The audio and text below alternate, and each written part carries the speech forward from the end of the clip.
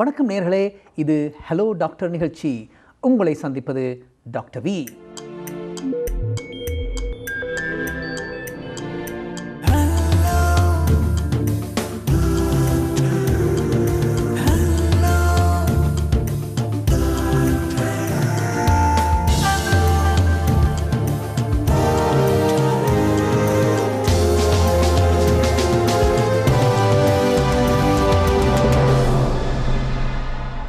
இன்றைய நிகழ்ச்சியிலே என்னுடன் நண்பர் ஞானி இருக்கின்றார். வணக்கம் ஞானி. வணக்கம் டாக்டர். என்ன பயமா இருக்கு? ஹலோ டாக்டர் நிகழ்ச்சியில பாட்டி தான். நிகழ்ச்சியில பாட்டி தான். அடடா, என்ன ஒரு போத்தலா அடுக்கி விட்டுருக்கீங்க, ஒரு ரேஞ்சில் தான் இருக்கிறீங்க. அதுலேயும் அந்த கலர்ஃபுல்லான பச்சை, கருப்பு, நீலம், இது நாங்களோட கண்ணில் இந்த வெள்ளெடுத்தை பற்றி கதைக்க போறீங்களோ? நிற வித்தியாசத்தை பற்றி கதைக்க, நிற வித்தியாசத்தை பற்றியும் சொல்லலாம். ஆனால் இந்த இந்த போத்தல்களை பார்க்கும்போதே நமக்கு தெரிகின்றது சாராயம் அல்லது ஆல்கஹால் என்று. ஆல்கஹால், அதனுடைய விளைவுகள் என்ன? ஆல்கஹால் குடிப்பதால் வரும் ஆபத்துகள் என்ன? இல்லை, நீங்க இப்படி சொல்ல வேண்டும். ஆல்கஹால் குடிப்பதால் வரும் நன்மை தீமைகளை பற்றி இன்று அரசியல் போகின்றோம். ஞானி, ஆல்கஹால் என்பது ஒரே வார்த்தையிலே, ஒரே வசனத்திலே சொல்வதனால் பத்தி எரியும் என்றீர்களா? பத்தி எரியும். அதாவது முதலில் நாம் ஆல்கஹாலை தொடுகின்றோம், பிறகு ஆல்கஹால் நம்மை தொடுகின்றது. இதுதான் சரியான தகவல். ஆல்கஹாலை பற்றி அந்த காலத்திலிருந்து, அதாவது புராண காலத்திலிருந்தே, அந்த காலத்திலே தேவலோகத்திலே அவர்கள் சோமபானம் அருந்தினார்கள் என்று சொல்வார்கள். அந்த காலத்திலே பிரச்சனை இருந்திருக்கின்றது. ஆமாம், ஏனென்றால் சோமபானம் பிரச்சனையை தீர்ப்பதும் சில நேரத்தில் சோமபானம் தான், சோமபானம் என்று சொல்லி இருக்கின்றார்கள். இந்த ஆல்கஹாலினால் எத்தனை குடும்பங்கள் அழிந்திருக்கின்றன. குடியை கெடுக்கும், குடியை கெடுக்கும், குடிப்பழக்கம் நாட்டை கெடுக்கும் என்று பல ஸ்லோகங்கள் சொல்லியிருக்கின்றன. குடியால் அழிந்தவர்கள் பல பேர், குடியால் அழிந்த குடும்பங்கள் பல. நாங்கள் இங்கே போத்தல் வைத்திருப்பது ஒரு ஒரு ஒரு பிலிம்ஸ் காட்டுறது, இதை தொடாதீர்கள் என்று சொல்லுகிறார். அதாவது டீனேஜர்ஸுக்கு நாங்கள் மருத்துவர்கள் அல்லது முக்கியமான பெரியவர்கள் சொல்வது என்னவென்றால், don't touch the first class என்று. அப்படின்னா முதல் குடியை தொடாதீர்கள். இல்லை, அந்த குசும்பு பிடிச்சவர்கள் என்ன சொல்லுவார்கள்னு சொன்னால், டோன்ட் டச் ஃபர்ஸ்ட் கிளாஸ் அந்த அடிக்க இருக்கல ரெண்டாவது கிளாஸ் எடுப்பார்கள். அப்போ என்ன செய்வீர்கள்? ஒன்றும் அவர்கள் என்னுடைய நீங்கள் சொன்ன விஷயத்தை விட்டு அதை தங்களுக்கு சாதகமாக்கி ரெண்டாவது கிளாஸ் எடுத்து விடுவார்கள். இந்த ஆல்கஹால், அதாவது இந்த குடிப்பழக்கம் என்பது நமது சமுதாயத்திலே மிகவும் பரவி கிடக்கின்றது. இந்த குடிப்பழக்கம் என்பது எப்படி என்றால், ஒரு கத்தி முனையில் நடப்பதை போலத்தான். அதாவது எல்லோரும் நினைக்கின்றார்கள், நான் பயங்கர ஸ்டேடி. சில பேர் அந்த பெருமை கதைப்பது, நான் அரை போத்தல் முடிச்சிட்டு அசுங்காம இருப்பேன். அதாவது போதை ஏற்படுத்துவதற்காக குடிக்கும் ஒரு வகையினர் இருக்கின்றார்கள், தினமும் குடிப்பவர்கள் ஒரு வகையினர் இருக்கின்றார்கள். அதாவது ஐ ட்ரிங்க் ஒகேஷனலி என்று சொல்பவர்கள் இருக்கின்றார்கள். ஆமாம். அப்பொழுது இந்த அடிக்ஷன்ஸ் என்று நாம் இங்கே சொல்ல போது, அடிமையாவது, ஒரு பழக்கத்திற்கு அடிமையாவது.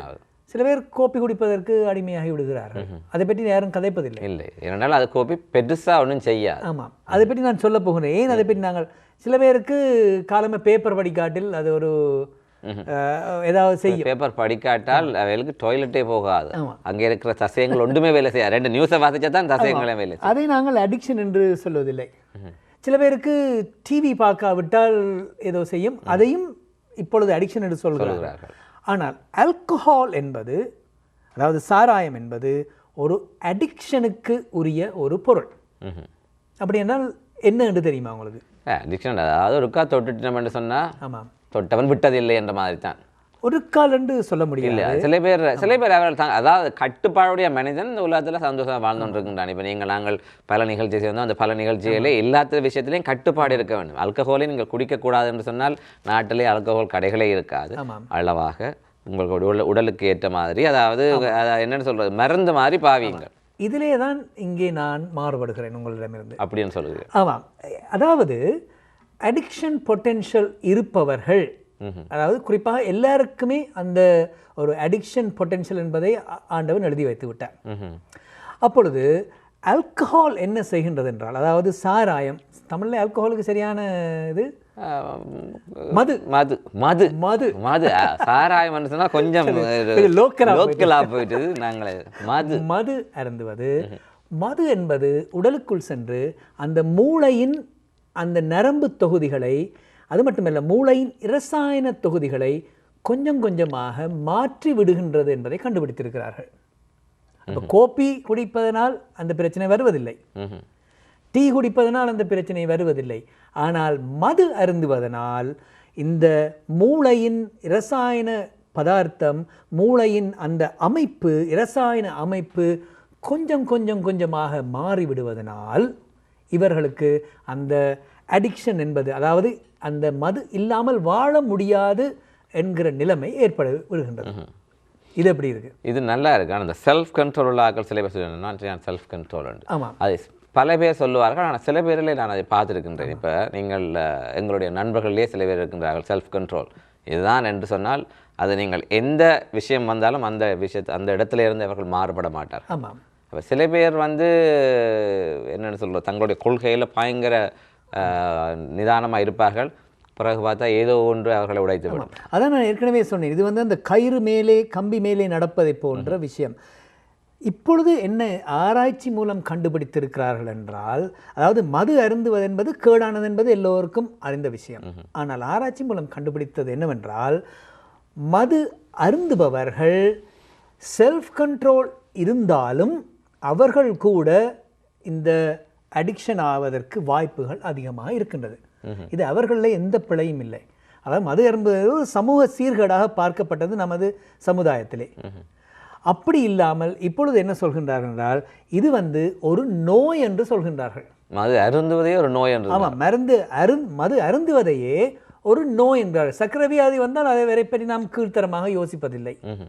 ஒருவருக்கு ஒரு காய்ச்சல் வந்தால் அவரை நாம் வந்து செல்ஃப் கண்ட்ரோல் இல்லாத ஆள் என்று சொல்வதில்லை. ஆனால் மது அருந்துபவர், மதுவுக்கு அடிமையானவர்களை நாம் கீழே தான் பார்க்கின்றோம். சமுதாயத்திலே ஒரு கீழ்த்தரமாகத்தான் பார்க்கின்றோம்.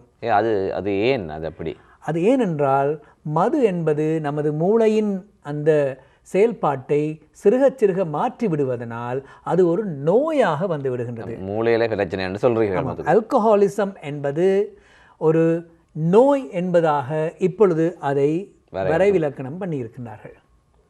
அப்போ ஆல்கஹாலிசம் என்பது ஒரு நோயா, அது எப்படி மீள்கின்றோம், அதற்குள் எப்படி ஆட்படுகின்றோம் என்பதை பற்றி விரிவாக பேசுவதற்கு இந்த இடைவெளியை எடுத்துக்கொண்டு மீண்டும் சந்திப்போம்.